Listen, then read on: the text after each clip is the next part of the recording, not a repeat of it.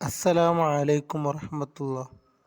പ്രിയപ്പെട്ട കുട്ടികളെ, ഇന്ന് നാം എടുക്കാൻ പോകുന്നത് ദുറൂസുൽ ഇസ്ലാം 3-ാം ക്ലാസ്സിലെ ദുറൂസുൽ ഇസ്ലാമാണ്. നമുക്ക് പാഠത്തിലേക്ക് പോയാലോ? ബിസ്മില്ലാഹിർ റഹ്മാനിർ റഹീം. അൽഹംദുലില്ലാഹില്ലദി അല്ലമൽ അനാമ അൽ ഈമാന വൽ ഇസ്ലാം വമാ യഹ്താജൂന ഇലൈഹി മിനൽ അഹ്കാം വസ്സലാത്തു വസ്സലാമു അലാ സയ്യിദിന മുഹമ്മദിൽ ഖൈരിൽ അനാമി വ അലാ ആലിഹി വ അസ്ഹാബിഹിൽ ആലാം. അമ്മാ ബാദ്. അപ്പോൾ നമുക്ക് ആദ്യത്തെ പാഠം നോക്കാം. അദ്ദർസുൽ അവ്വലു, പാഠം 1.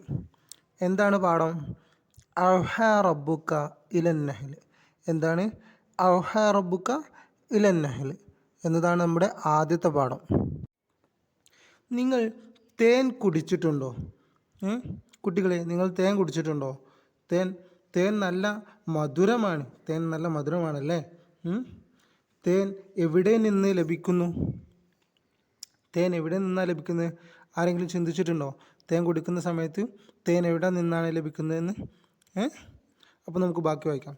തേനീച്ചക്കൂട്ടിൽ നിന്നല്ലേ തേൻ ലഭിക്കുന്നത്? തേനീച്ചക്കൂട്ടിൽ നിന്നാണല്ലേ? തേനീച്ച ഒരു അത്ഭുത ജീവിയാണ്. തേനീച്ച ഒരു അത്ഭുത ജീവി തന്നെയാണ്. കാരണം ചെറിയൊരു ജീവി ഇത്രയധികം തേൻ ശേഖരിക്കുന്നില്ലേ? നമ്മൾ കുടിക്കുന്ന 1 ലിറ്റർ തേൻ, 2 ലിറ്റർ തേനൊക്കെ നമ്മൾ കുടിക്കുന്നുണ്ടല്ലോ. ആ തേനൊക്കെ തേനീച്ച ശേഖരിച്ച തേനാണല്ലോ അല്ലേ? നാനാവിധ പൂക്കളിൽ നിന്ന് തേൻ നുകർന്ന് ഔഷധ ഗുണമുള്ള തേൻ അതുണ്ടാക്കുന്നു. നാനാവിധ പൂക്കളിൽ നിന്ന് തേൻ നുകർന്ന് ഔഷധ ഗുണമുള്ള തേൻ അത് ഉണ്ടാക്കുന്നു അല്ലേ? അതിൻ്റെ കൂട് വലിയ അത്ഭുതമാണ്. തേനീച്ചൻ്റെ കൂട് വലിയ അത്ഭുതം തന്നെയാണ് അല്ലേ? മഴ വന്നാലും അതിന് ബാധിക്കൂല, വെയിൽ വന്നാലും അതിന് ബാധിക്കൂല. ഏറ്റവും മെച്ചപ്പെട്ട മെഴുകുപയോഗിച്ച് ഏറ്റവും കൂടുതൽ തേൻ ഉൾക്കൊള്ളുന്ന അറകൾ അത് നിർമ്മിക്കുന്നു അല്ലേ? ആ ഒരു മെഴുക് പോലത്തെ സാധനം അതുപയോഗിച്ച് അത് കൂട് നിർമ്മിക്കുന്നു. അതിൽ ഈ തേന്, നമ്മളിപ്പോൾ ഒരു വെള്ളം നിറക്കുകയാണെന്നുണ്ടെങ്കിൽ ആ വെള്ളം നിൽക്കണമെന്നുണ്ടെങ്കിൽ അതിനൊരു വല്ലാത്ത കഴിവ് തന്നെയാണ്. അതുപോലെ തന്നെ ഈ മെഴുകിൽ തേൻ അതിൽ നിൽക്കുന്നുണ്ടല്ലോ അല്ലേ? ആ തേൻ അതിൽ നിന്ന് പുറത്തേക്കൊന്നും ഒലിച്ചൊന്നും പോകുന്നില്ലല്ലോ. ആ തേൻ അത് കൊണ്ടുവന്ന് അതിൽ പാർന്ന് വെക്കുന്നു. അങ്ങനെ പാർന്നിട്ട് ആ തേൻ അതിലിങ്ങനെ നിൽക്കുന്നു. ഭയങ്കര അത്ഭുതം തന്നെയാണ് അല്ലേ? വിദഗ്ധരായ എഞ്ചിനീയറെ തോൽപ്പിക്കുന്ന നിർമ്മാണമാണ്. ശരിയാണ്, വിദഗ്ധരായ എഞ്ചിനീയറിന് വരെ അങ്ങനെ ഒരു കൂട് നിർമ്മിക്കാൻ കഴിയില്ല. അടുത്തത് നോക്കാം നമുക്ക്. തേനീച്ചക്ക് വഴി തെറ്റാതെ സഞ്ചരിക്കാൻ കഴിയും അല്ലേ? തേനീച്ചക്ക് വഴി തെറ്റാതെ സഞ്ചരിക്കാൻ കഴിയും. നമുക്ക് ആർക്കെങ്കിലും കഴിയുമോ വഴി തെറ്റാതെ? നമുക്ക് ഗൂഗിൾ മാപ്പ് അടിച്ചു നോക്കേണ്ടി വരും. നമുക്കൊരു വഴിയിൽ പോകുന്നുണ്ടെങ്കിൽ. പൂക്കൾ വിടരുന്ന സമയവും പൂക്കൾ സ്ഥിതി ചെയ്യുന്ന സ്ഥലവും കണ്ടുപിടിക്കാൻ അതിന് സാധിക്കും. പൂക്കൾ വിടരുന്ന സ്ഥലവും അതുപോലെ തന്നെ പൂക്കൾ നിൽക്കുന്ന സ്ഥലവും അതിന് കണ്ടുപിടിക്കാൻ സാധിക്കും. മണം എല്ലാം അതിന് പെട്ടെന്ന് മനസ്സിലാവും. അതാണ് തേനീച്ച എന്ന് പറയുന്നത്. അവയുടെ കൂട് മികച്ച ഒരു ഭരണകൂടമാണ്. അവയുടെ കൂടെന്താണ്? മികച്ചൊരു ഭരണകൂടമാണ്. വല്ലാത്തൊരു കഴിവ് തന്നെയാണല്ലേ തേനീച്ച? അടുത്തത് നമുക്ക് വായിച്ചു നോക്കിയാലോ.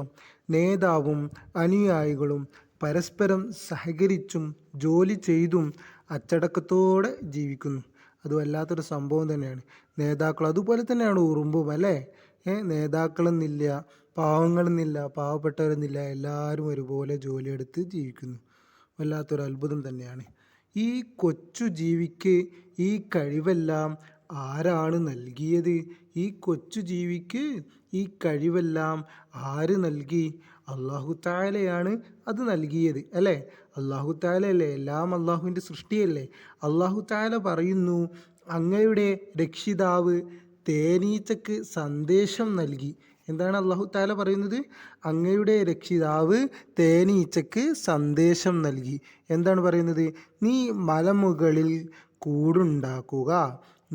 നീ മലമുകളിൽ കൂടുണ്ടാക്കുക, മരങ്ങളിലും അവർ നിർമ്മിക്കുന്നതിലും കൂട് കെട്ടുക. മരങ്ങളിലും അവർ നിർമ്മിക്കുന്നതിലും കൂട് കെട്ടുക. എല്ലാ ഫലങ്ങളിൽ നിന്നും നീ ഭക്ഷിക്കുക. എന്താണ്? എല്ലാ ഫലങ്ങളിൽ നിന്നും നീ ഭക്ഷിക്കുക. നിന്റെ നാഥൻ നിനക്ക് കീഴ്പ്പെടുത്തി തന്ന വഴിയിൽ നീ സഞ്ചരിക്കുക. എന്താണ്? നിന്റെ നാഥൻ നിനക്ക് കീഴ്പ്പെടുത്തി തന്ന വഴിയിൽ നീ സഞ്ചരിക്കുക. തേനീച്ചയുടെ വയറ്റിൽ നിന്നും വിവിധ നിറത്തിലുള്ള പാനീയം പുറപ്പെടുന്നു. എന്താണ്? തേനീച്ചയുടെ വയറ്റിൽ നിന്നും വിവിധ നിറത്തിലുള്ള പാനീയം പുറപ്പെടുന്നു. അതിൽ ജനങ്ങൾക്ക് ശമനമുണ്ട്. എന്താണ്? അതിൽ ജനങ്ങൾക്ക് ശമനമുണ്ട്. തേൻ ഔഷധമാണല്ലോ അല്ലേ? തേനീച്ചയുടെ വയറ്റിൽ നിന്ന് ഒരു അത്ഭുതകരമായ പാനീയം, അത് ഔഷധമാണല്ലോ. അത് മരുന്നാണ്. അത് പുറപ്പെടുന്നുണ്ടെന്നാണ് പറയുന്നത്. നിശ്ചയം ചിന്തിക്കുന്ന ജനങ്ങൾക്ക് അതിൽ ദൃഷ്ടാന്തമുണ്ട്. എന്താണ്? നിശ്ചയം ചിന്തിക്കുന്ന ജനങ്ങൾക്ക് അതിൽ ദൃഷ്ടാന്തമുണ്ട്. സൂറത്തുൻ നഹ്ലിൽ 68, 69 ആയത്താണ്. തേനീച്ചയെ പോലെ ഭൂമിയിൽ അനേകം ജീവജാലങ്ങളുണ്ട്. എന്താണ്? തേനീച്ചയെ പോലെ ഭൂമിയിൽ അനേകം ജീവജാലങ്ങളുണ്ട്. കടലിലും കരയിലും അന്തരീക്ഷത്തിലും വസിക്കുന്നവ. ഇവയെല്ലാം സൃഷ്ടിച്ചത് അല്ലാഹു തആലയാണ്. എന്താണ്? കടലിലും കരയിലും അന്തരീക്ഷത്തിലും വസിക്കുന്നവ. ഇവയെല്ലാം സൃഷ്ടിച്ചത് അല്ലാഹു തആലയാണ്. ആകാശവും ഭൂമിയും സൂര്യനും ചന്ദ്രനും എണ്ണിയാലൊടുങ്ങാത്ത താരങ്ങളുമെല്ലാം അവനാണ് പടച്ചത്. എന്താണ്? ആകാശവും ഭൂമിയും സൂര്യനും ചന്ദ്രനും എണ്ണിയാലൊടുങ്ങാത്ത താരങ്ങളുമെല്ലാം അവനാണ് പടച്ചത്. അല്ലാഹു തആല എല്ലാ നിലക്കും ഏകനാണ്. എന്താണ്? അല്ലാഹു തആല എല്ലാ നിലക്കും ഏകനാണ്. എല്ലാം അവനെ ആശ്രയിക്കുന്നു. എന്താണ്? അല്ലാഹു തആല ഏകനാണ്. എല്ലാം അവനെ ആശ്രയിക്കുന്നു. അവൻ എല്ലാം കേൾക്കുന്നവനും കാണുന്നവനുമാണ്. അല്ലാഹു തആല ഭയങ്കര കഴിവുള്ള ആളാണ്. എന്താണ്? എല്ലാം അവനെ ആശ്രയിക്കുന്നു. എല്ലാം അവനെ ആശ്രയിക്കുന്നുണ്ട്. നമ്മളൊക്കെ അവനെ ആശ്രയിക്കുന്നവരല്ലേ? അവൻ എല്ലാം കേൾക്കുന്നവനും കാണുന്നവനുമാണ്. അവനാണ് ജീവിപ്പിക്കുന്നവനും മരിപ്പിക്കുന്നവനും. അവന് കൂട്ടുകാരനില്ല, അവനെപ്പോലെ മറ്റൊന്നില്ല. എന്താണ്? അവനാണ് ജീവിപ്പിക്കുന്നവനും മരിപ്പിക്കുന്നവനും. അവന് കൂട്ടുകാരനില്ല, അവനെപ്പോലെ മറ്റൊന്നില്ല. അവൻ മാത്രമാണ് ആരാധനക്കർഹൻ. കാരണം അവനാണ് സൃഷ്ടാവ്. അവനല്ലാതെ സൃഷ്ടാവില്ല. അവനല്ലാതെ പൂർണ്ണ അധികാരമുള്ളവനില്ല. എന്താണ്? അവനാണ് സൃഷ്ടാവ്. അവനല്ലാതെ സൃഷ്ടാവില്ല. അവനല്ലാതെ പൂർണ്ണ അധികാരമുള്ളവനില്ല. എല്ലാ സൃഷ്ടികളും അവൻ്റെ അധികാരത്തിലാണ്. അവനുദ്ദേശിക്കാതെ ഒന്നും ഉണ്ടാവുകയില്ല. എന്താണ്? ലോകത്തുള്ള എല്ലാ സൃഷ്ടികളും എല്ലാം അവന് ഉണ്ടാക്കിയതാണ്. അവൻക്ക് അതിനുള്ള എല്ലാ അധികാരമുള്ളൂ എന്നാണ് പാഠത്തിൽ പറയുന്നത്. രണ്ടാമത്തത്, അഷ്ഹദു അല്ലാ ഇലാഹ ഇല്ലല്ലാഹു വ അഷ്ഹദു അന്ന മുഹമ്മദൻ റസൂലുള്ളാഹ്. എന്താണ്? അഷ്ഹദു അല്ലാ ഇലാഹ ഇല്ലല്ലാഹു വ അഷ്ഹദു അന്ന മുഹമ്മദൻ റസൂലുള്ളാഹ്. എന്താണ് അതിൻ്റെ അർത്ഥം? ആരാധനക്കർഹൻ അല്ലാഹു തആലയല്ലാതെ മറ്റാരുമില്ലെന്ന് ഞാൻ മനസ്സിലറിഞ്ഞു പറയുന്നു. എന്താണ്? ആരാധനക്കർഹൻ അല്ലാഹു തആലയല്ലാതെ മറ്റാരുമില്ലെന്ന് ഞാൻ മനസ്സിലറിഞ്ഞു പറയുന്നു. മുഹമ്മദ് നബി സല്ലല്ലാഹു അലൈഹി വസല്ലമ അല്ലാഹു തആലയുടെ ദൂതനാണെന്നും ഞാൻ മനസ്സിലറിഞ്ഞു പറയുന്നു. എന്താണ്? ആരാധനക്കർഹൻ അല്ലാഹു തആലയല്ലാതെ മറ്റാരുമില്ലെന്ന് ഞാൻ മനസ്സിലറിഞ്ഞു പറയുന്നു. മുഹമ്മദ് നബി സല്ലല്ലാഹു അലൈഹി വസല്ലമ അല്ലാഹു തആലയുടെ ദൂതനാണെന്ന് ഞാൻ മനസ്സിലറിഞ്ഞു പറയുന്നു. അല്ലാഹു അഹദ്. അല്ലാഹു തആല ഏകനാണ്. അപ്പോൾ നമുക്ക് തദ്രീബാത്ത് നോക്കാം അല്ലേ. അപ്പോൾ ഒന്നാമത്തത് നുഫക്കിറു വനജിദ്. അപ്പോൾ ഒന്നാമത്തെ ചോദ്യം നോക്കാം. ആകാശ ലോകത്തെ സൃഷ്ടികൾ ഏതൊക്കെയെന്ന് ഇവിടെ എഴുതി കൊടുക്കാനാണ്. അപ്പോൾ ഞാൻ 2 എഴുതിയിട്ടുണ്ട്.